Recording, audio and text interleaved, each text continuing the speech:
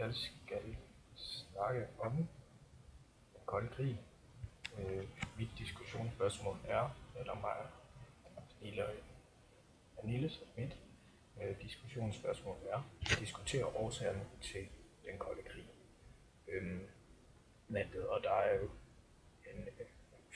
en lang række årsager til den kolde krig, hvilket og der sås i redegørelsen og analysen, som er lavet tidligere.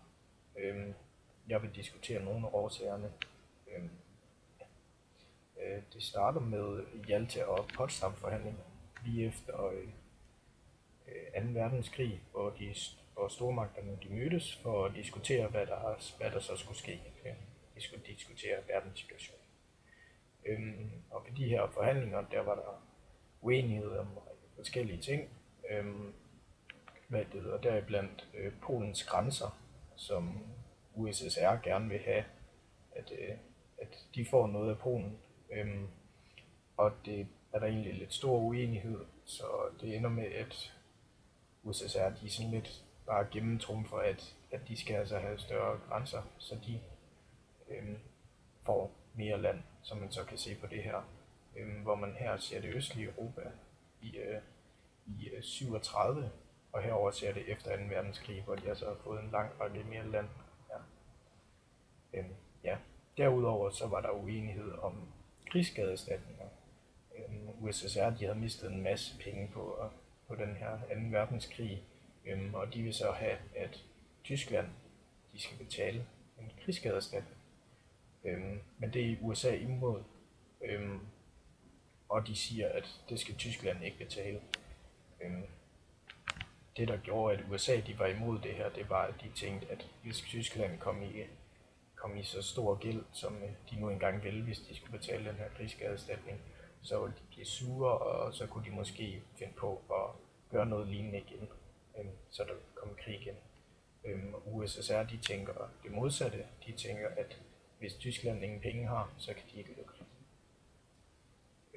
Og så var der uenighed om styreformen i de her befriede lande. Med det vestlige USA, de vil jo gerne have, at der bliver indført kapitalisme i de forskellige lande, mens Sovjetunionen gerne vil sprede kommunismen, hvor der så er de her store styreformer op mod hinanden. Og det gør jo så, at der skabes spænding.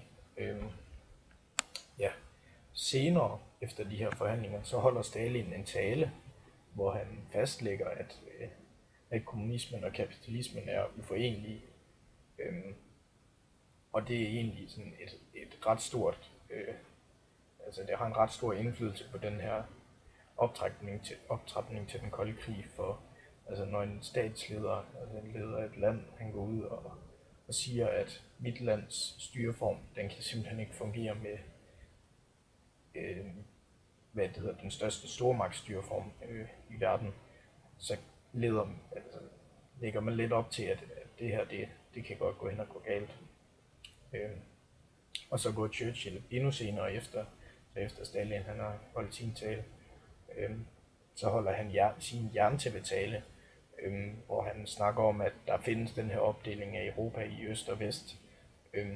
Og det er igen, at når der er en nationsleder, altså sådan en stor nation, som Churchill han er leder for, så går ud og siger, at der er kommet den her opdeling, så er det lige pludselig, så er der ikke noget, så kan der altså ikke stille spørgsmålstegn ved det mere, og så ligger det igen op til, at det går ikke ret godt det her. En anden årsag, der gør, at situationen den går hen imod den kolde krig, det er, at der er den her økonomiske ulighed mellem øst og vest. Det så vi også i det her forhandlinger. Hvad det hedder, Vesttyskland, de bliver jo samlet af Frankrig, England og USA, mens Østtyskland, det bliver USSR. Vesttyskland, det får en god økonomi, fordi at det går godt for Frankrig, England og USA, mens Østtyskland, det ikke går så godt, fordi at USSR ikke har lige så mange penge. Og det her, det skaber også splittelse, det skaber splid, at der er nogen, der lever over på den anden side, som har det godt, mens vi lever herover og har det dårligt. Ja. Og så kom der det, der hed Truman-doktrinen. Det var, at USA de ville støtte de lande, som troede af kommunismen. Og når man går ud og laver sådan en doktrin her, så viser det igen, eller der begynder man jo så at vise, at man er altså imod kommunismen. Hvis der er nogen, der bliver troet af kommunismen, så skulle USA nok sætte ind og hjælpe til. USA, det er jo verdenslederne, dem der har mest magt. Ja. Den næste årsag, det er våbenkapløbet. Hvad det hedder. 2 sekunder. Skal lige billede.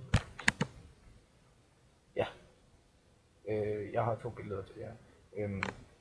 Våbenkapløbet, det var, at USA og USSR, de begyndte at få stor eller for god teknologisk udvikling, og derfor kunne de lave bedre våben og mere ødelæggende våben.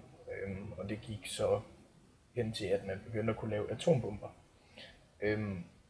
Og man tænkte hele tiden, at nu laver de noget, der er virkelig ødelæggende, så vi må hellere lave noget, der er endnu mere ødelæggende.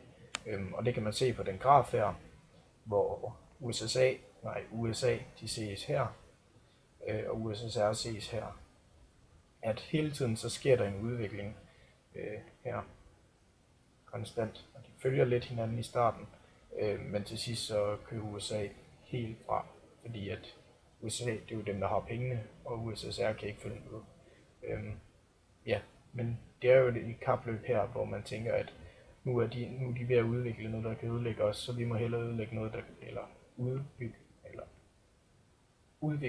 kan ødelægge dem. Og det gør egentlig bare, at situationen der bliver værre og værre og værre, og folk de begynder at blive urolige. Det ser man på det her billede, at man kan købe atombombe shelter, så man kan grave sig ned under jorden og gemme sig i en kælder. Det centrale i det her er, at der er en lang række forskellige årsager, men at hovedårsagerne det nok er, at vi har to helt forskellige styreformer at gøre. De er fuldstændig uforenelige. Kapitalismen over for kommunismen. Og det at lederne de går ud og siger, at det her det kan ikke arbejde sammen. Det viser, at de giver op for at samarbejde, og derfor er der jo nødt til at komme en konflikt. Ja. Det der gør det her en diskussion, det er, at vi er gået ind og benyttet flere årsager og diskuteret, hvilken indflydelse de har haft på den kolde krig, optrapningen til den kolde krig. Ja, det var det, Pernille og jeg havde